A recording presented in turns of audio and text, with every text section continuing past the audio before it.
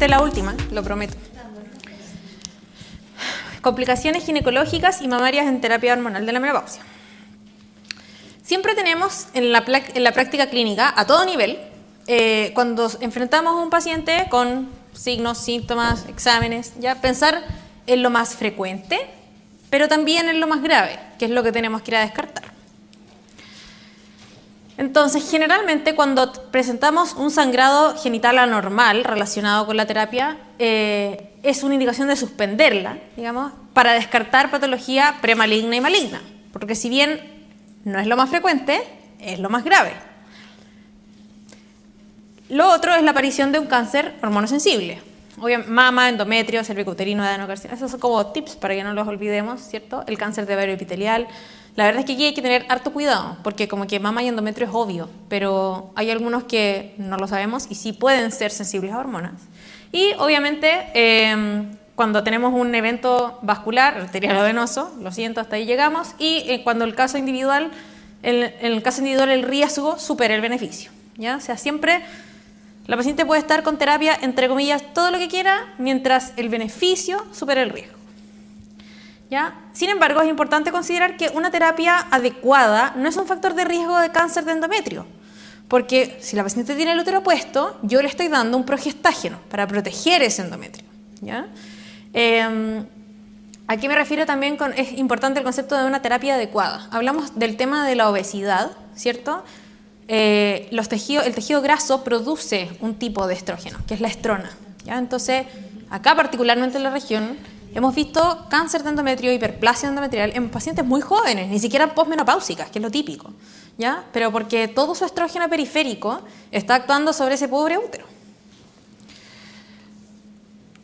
Al igual que hicimos el enfrentamiento no asociado a la terapia, lo mismo, ver si efectivamente es ginecológico, no olvidar que tenemos vulva, vagina, cuello, ¿ya? La atrofia endometrial va a ser lejos la causa más frecuente, ¿ya? En una paciente que está, digamos, con terapia ya en la posmenopausia, si no, ya sabemos que en el fondo el sangrado va a ser anormal si no está acorde con la terapia que estamos utilizando. Si estamos usando un esquema combinado continuo, si estamos usando tibolona, ¿ya? O si estamos usando algo local, la paciente no debería sangrar, ¿ya? Por lo tanto, porque quizás está este falso concepto de que como la paciente está con hormona, está posmenopáusica y sangró, uno dice, ah, pero es que es porque está con hormona. No, si con este esquema la señora no debería sangrar. Y obviamente también lo no ginecológico, confirmar que efectivamente sea ginecológico. Entonces, el sangrado anormal en terapia, ¿cierto? Es el sangrado no programado de acuerdo al esquema que está utilizando.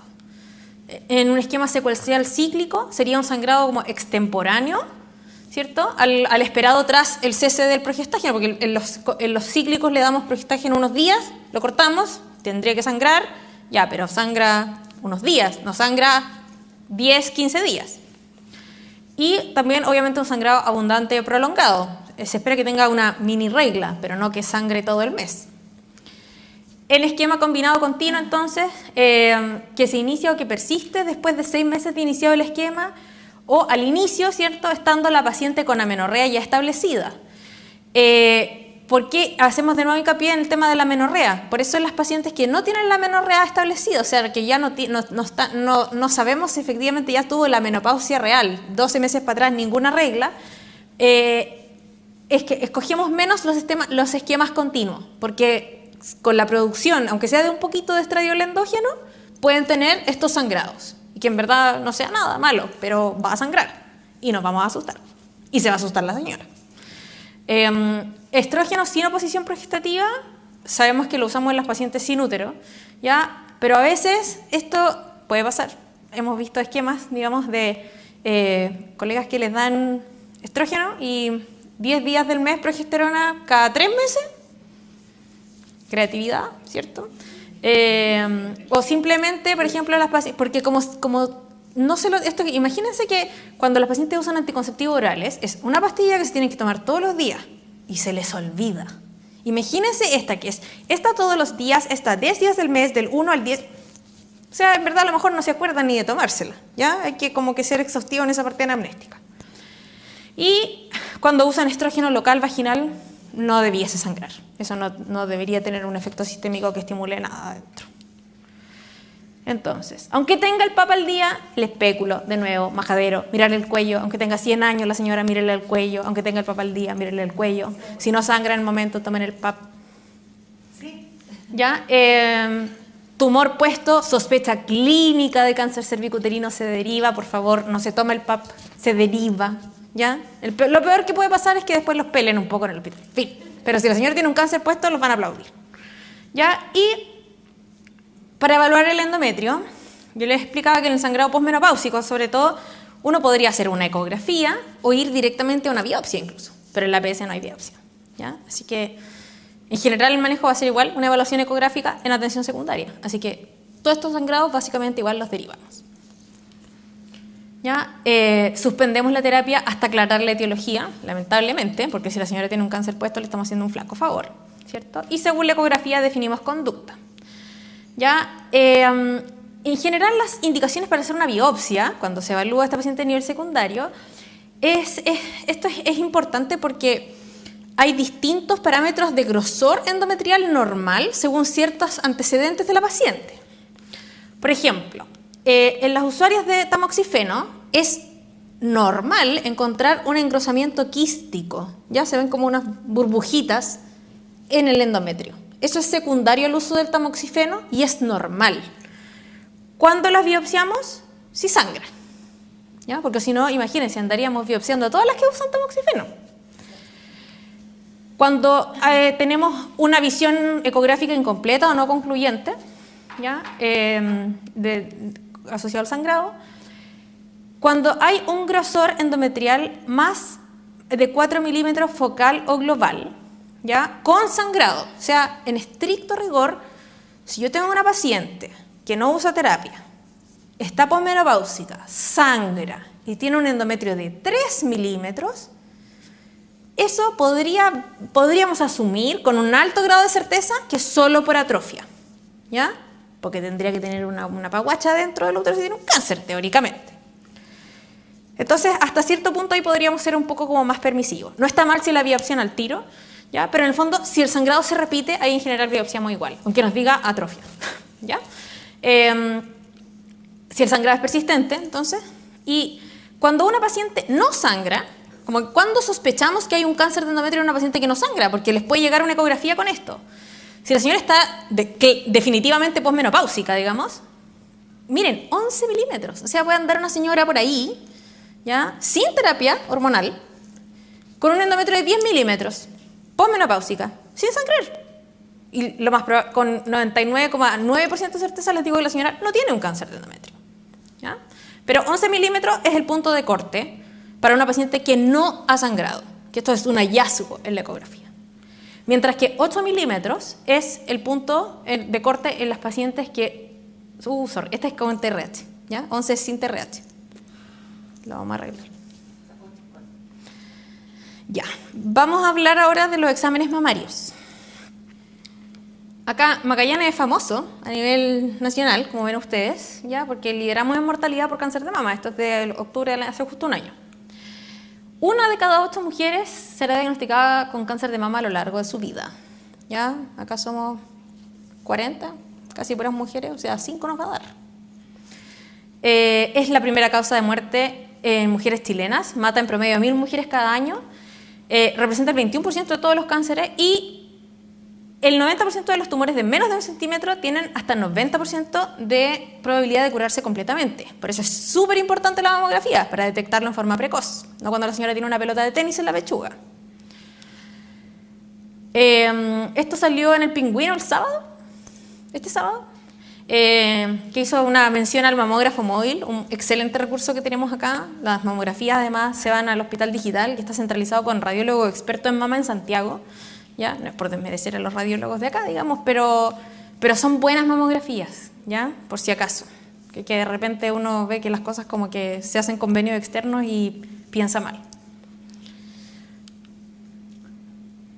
La cobertura de la mamografía, casi el 30% del total de las inscritas, que es pocaso, porque la meta propuesta es 80%, ¿ya? Y de las inscritas, solo 30% el año pasado, pero bueno, pandemia. Y esta es la mortalidad por cáncer de mama en Magallanes. En los últimos 5 años, casi 6, digamos, con lo que llevamos hasta ahora, llevamos casi 100 mujeres magallánicas muertas. ¿Ya? Este es un buen dato duro. Pero en promedio son entre 15 y 20 mujeres por año. ¿Ya? Que esto es del país. ¿Ya? Este es el índice de mortalidad por los distintos cánceres. Entonces los que están en verde es donde como que superamos el promedio nacional. ¿Ya? Aquí está la mama. Mira, 16.9. Miren las tasas de mortalidad, las tasas son respecto al total de la población. En otro lado es 9, 10 y nosotros casi 17. O sea, acá, respecto a la cantidad de mujeres que somos, se mueren demasiadas mujeres. ¿Ya? Bueno, no solo en mama, digamos, pero sí nos sacamos, o sea, son pocas las regiones que superan la media nacional y nosotros somos lejos donde se mueren más mujeres de cáncer de mama. Esto es súper importante porque tenemos el concepto de que si tenemos un familiar de primer grado con cáncer de mama es más probable que nos dé cáncer de mama, ¿ya? Pero esto está relacionado también con el origen del cáncer de mama. La gran mayoría del cáncer de mama es esporádico. Literalmente a los pacientes les da de viejas, ¿ya? Porque esta es la hipótesis. Nosotros tenemos, ¿cierto? Tenemos 2 alelos de cada gen. Los cánceres hereditarios, los pacientes vienen con un gen dañado. Entonces, la posibilidad de que a lo largo de la vida ese otro gen se dañe es mucho más alta, digamos, o sea, va a ser antes en el tiempo, versus que se dañen 2 de nuevo, ¿ya? Que sería el cáncer esporádico. Entonces, solo el 10% de los cánceres de mama en general es hereditario. ¿Y cuándo lo sospechamos? Aquí esto es como para desmitificar. Por ejemplo, tu caso de la paciente, su mamá, no sé, cáncer de mama a los 80 años. Bueno, tiene todo el derecho de tener un cáncer de mama a los 80 años, lo más no tiene algo genético, digamos. Cuando tenemos 2 o más familiares con cáncer de mama u ovario, ¿ya? Porque el gen codifica para los mismos cánceres, mama y ovario, ¿ya? Entonces, si tenemos, no sé, una mamá con cáncer de uno o una mamá y en edades no así extremas, 90 y tanto, uno dice, bueno, da para pensar, ¿no es cierto? Da como para darle una vuelta. Cáncer de mama en una persona menor de 50 años, familiar de primer grado, alta sospecha. ¿Ya? Cáncer de mama familiar bilateral o de mama más ovario en una misma paciente, en un familiar, me dice, chuta. ¿Ya? Cáncer de mama en un familiar hombre, ¿ya? Es raro, pero existe, y tener un familiar hombre con un cáncer de mama es indicación así inmediata de estudiarse genéticamente. ¿Ya? Y también historia familiar, hay familias que son como cancerosas, ¿ya? Porque hay también otros cánceres a veces asociados, endometrio, colon, próstata. Factores de riesgo de cáncer de mama, aquí hay harto. ¿Ya? Las pacientes que tienen estos genes, ¿ya? Que están mutados, tienen un riesgo en su vida entre un 50 y 80% de desarrollar un cáncer de mama, ¿ya? O sea, estas pacientes son las que se hacen la cirugía que se hizo la Angelina Jolie, que se sacan todo, porque en verdad su riesgo es lo más probable en la vida, y más temprano que tarde, a ella le va a dar cáncer de mama o de ovario, y lo más probable es que la va a matar. Los factores de riesgo les puse cuánto aumenta el riesgo destacado, porque como esto es un cáncer que la mayoría es poblacional, digamos, no hereditario, la mayor edad lejos es lo que más influye. ¿Ya? O sea, por eso la mayoría de los cánceres son mujeres ya mayores. El antecedente personal de cáncer de mama, lamentablemente una paciente que ya tuvo cáncer de mama tiene una alta probabilidad de hacer un cáncer contralateral, ¿ya? El familiar de primer grado con cáncer de mama aumenta, ¿cierto? Mamas densas en la mamografía, tener el primer hijo después de los 30 años o no tenerlos, terrible, todos vamos para allá. La terapia, este efecto discreto, la verdad, no es así como que aumenta el riesgo, ¿sí? Pero bueno, ser mujer, sobrepeso, el mismo tema de la exposición estrogénica, una primera menstruación muy temprana, una menopausia tardía, el tabaquismo, el consumo de alcohol, no haber dado lactancia. Esta es la herramienta que usamos para el tema, es la misma que ha mostrado la Paulina, ¿no es cierto? ¿Ya? Así que ahí le compartimos los links, súper fácil. Examen físico de las mamas. Esto es lo que me imagino que hacen todas, porque en el ingreso de climaterio, ¿cierto? La matrona le examina las mamas a la señora. La verdad es que la validez de los exámenes mamarios, al menos de los médicos ginecólogos, está como cuestionada, ¿ya? Porque la verdad es que si le toquen las pechugas una vez al año, o alguien que no está como habituado a hacer exámenes mamarios, así como con mucha frecuencia, se le pueden pasar las cosas. Por eso hacemos mamografías. Más utilidad sí tiene el autoexamen de mama. Si es, digamos, constante, sistemático, porque la señora ya conoce sus pechos, ¿ya? Pero básicamente examinamos en distintas posiciones, tenemos que examinar la axila, porque el drenaje de la axila va a la mama, ¿cierto? Y podemos encontrar ganglios en pacientes que tengan cáncer de mama. Y cuando estamos aquí, llegamos tarde. Igual que en el cuello del útero, voy a ser majadera en decir que los signos y los síntomas son tardíos, ¿ya? En general, cuando tenemos una sospecha clínica alta, es porque la señora ya tiene un cáncer puesto, bien puesto e incluso avanzado, digamos, ¿ya? Este es un cáncer de mama inflamatorio, para que nunca más se les olvide. Ustedes ven eso y mandan corriendo a la paciente, ¿ya? Pero básicamente hay demasiados síntomas, o sea, asimetrías que antes no estaban, zonas duras que antes no estaban, retracción de la piel, del pezón, como marcada la circulación venosa, secreción o fluidos como por el pezón, cambios en la textura de la piel, cuerpo extraño, etc. ¿Ya? Esta es como la imagen más gore de la cosa, pero existe. Entonces, hacemos tamizaje, ¿cierto? A todas entre 50 y 69 años, cada 2 a 3 años, dice nuestra norma. Casos especiales, los que comentamos delante. ¿Ya? Acuérdense que dijimos que el antecedente familiar de primer grado era como 10 años antes. Eso es como algo que se aplica en general a los cánceres, ¿ya? Pero también la mamografía nos sirve para hacer diagnósticos en pacientes, porque cuando hacemos tamizaje pedimos la mamografía con baja prioridad, ¿cierto? Es como cuando se la puedan hacer, hágasela, ya. Pero hay pacientes que tenemos una urgencia por hacer una mamografía, ¿ya? Por ejemplo, una paciente de más de 40 años con un nódulo palpable, ¿ya? Yo sé que como que parece lógico, de repente decir, tengo un nódulo, le voy a hacer una ecografía, ¿ya? Pero la mamografía es como el examen de elección siempre en pacientes mayores de 40 y generalmente en pacientes mayores de 30 años, ¿ya? En pacientes jóvenes es que preferimos las ecografías, porque por la densidad mamaria generalmente la mamografía nos aporta mucha menos información.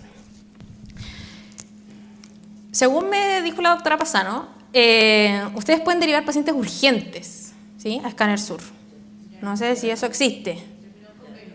Ayuya. Cónchale. Bueno, la mandarán al hospital nomás, porque el hospitalicen y le hagan una mamografía de urgencia, no sé. Pero literalmente esta es una indicación de una mamografía de urgencia. Cuando yo tengo una sospecha clínica de cáncer de mama, no puedo mandar a la señora con una pelota de tenis a su casa. Hay que mandarlo al hospital y Ya. ¿Y el convenio terminó cuándo?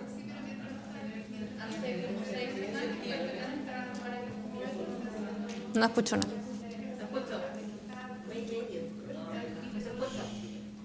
repite la pregunta con el micrófono. No hay oportunidad de mamografía, sí hay oportunidad de mamografía. El programa de imágenes diagnósticas se acabó para el año, pero sigue habiendo oportunidad de mamografía a través del mamógrafo móvil, que es el servicio y que eso sí está disponible para la población y sí va a tener prioridad y obvio. Hasta que se active el próximo programa de imágenes diagnósticas. Ya, bueno, ojalá que lo que queda del año no pase y si pasa, me llaman y coordinamos una mamografía urgente con el mamógrafo móvil. Así lo vamos a arreglar de aquí a diciembre. Pero tenemos el mamógrafo móvil hasta el 22 de noviembre. Ya. Y se manejan dos cupos diarios de urgencia, que hay que canalizarlos directamente con un tecnólogo médico. Ya. O a través mío. Que sea eso. Hemos mandado como a 7 pacientes con examen prioritario. Perfecto. Excelente. Entonces, cuando hay estudios de otra patología mamaria, les puse unos algoritmos como de cosas de las mamas, ¿ya? Eso lo vamos a ver. Y la prioridad obviamente es según hallazgo, porque en verdad, si yo tengo una paciente con una cuestión gigante o con ese cáncer inflamatorio que les mostré aunque tenga 20 años, es como, bueno, tengo que mandarla urgente, ¿ya? No la puedo mandar a su casa. Criterio, ¿sí? Las proyecciones complementarias, en general, igual es ideal pedirlas como con alta prioridad, porque en el fondo el radiólogo está diciendo, yo veo algo raro, quiero mirarlo con detalle. ¿Ya? Es como un BIRD 0, ¿sí? Entonces, generalmente cuando evaluamos a una paciente, ¿cierto? La edad es muy relevante, ¿cierto? Más edad, más cáncer de mama. los factores de riesgo, que ya conocemos, y la evolución temporal. O sea, la señora se palpa un nódulo y me dice, no sé, me lo palpo hace un año el mismo nódulo, es súper poco probable que sea cáncer, ¿ya? Pero si de repente de un día para otro le apareció una cosa, entonces todo eso no, lo mismo el tema de, por ejemplo, un síntoma algo muy típico es el pezón umbilicado. Entonces como que te dicen, oye, tienes el pezón retraído, la señora te dice, lo he tenido así toda la vida, fin del problema, ¿cierto? Pero si es como, de repente no sé, de repente tengo una protuberancia, de repente así como con el tiempo tengo la retracción de la piel. Claramente eso no es normal. ¿Ya? Lo mismo alteraciones cutáneas, dolor, más, etc. Y entonces también tomamos el examen físico. Obviamente, claramente es más fácil si palpamos algo, pero pocas veces podemos palparlo, digamos. Y las imágenes sí corresponden. Ay, espérame. ¿Me están echando? Sí.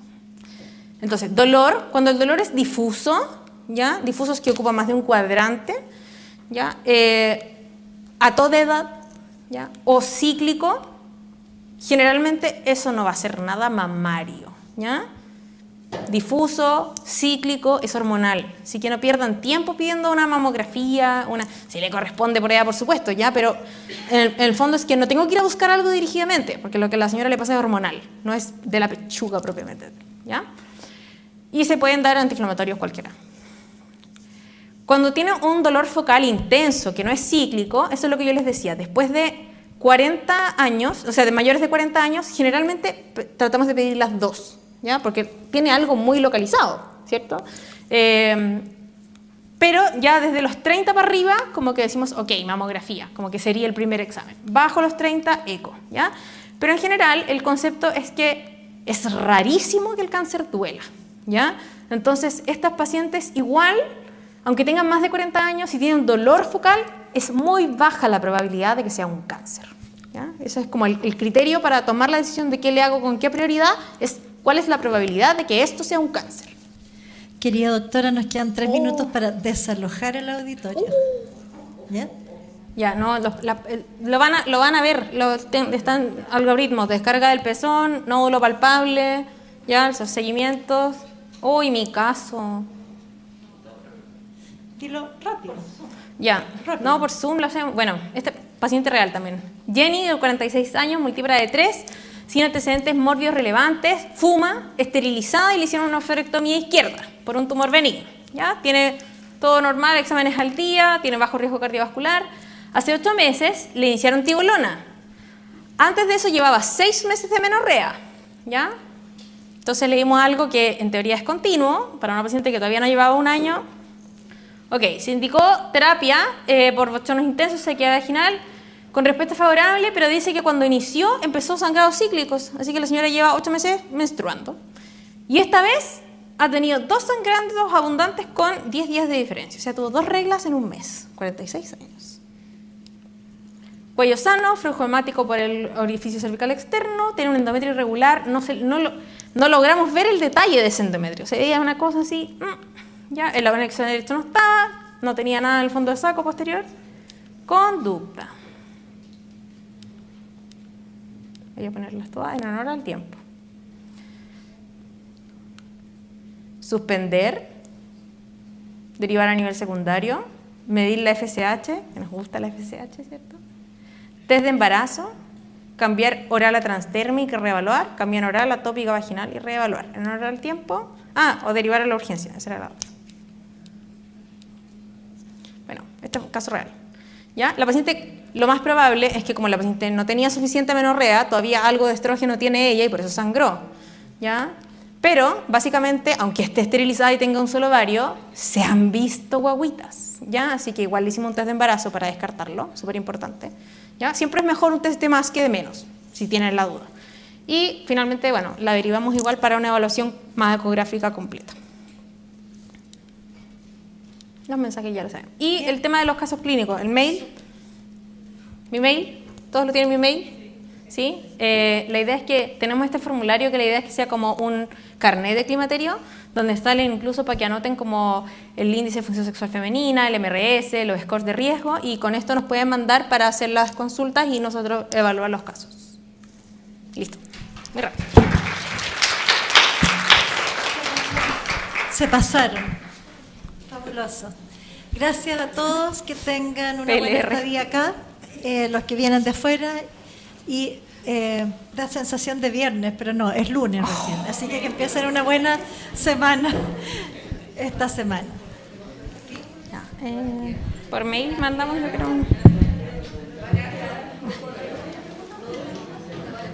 Sí, la Madeleine, que es la encargada de capacitación del Servicio de Salud, nosotros le hicimos llegar la bibliografía y las clases, entonces ella lo va a subir como a una plataforma, ¿ya? Porque tuvimos que mandar todos los datos personales de ustedes, ¿sí? Así que, bueno, y cualquier cosa, todos tienen mi mail, todos tienen mi teléfono también probablemente, así que ahí nos preguntan directamente, porque la idea es que haya como una prueba también de esto y nos hagan llegar las dudas que no pudimos aclarar, mándenlas al mail nomás.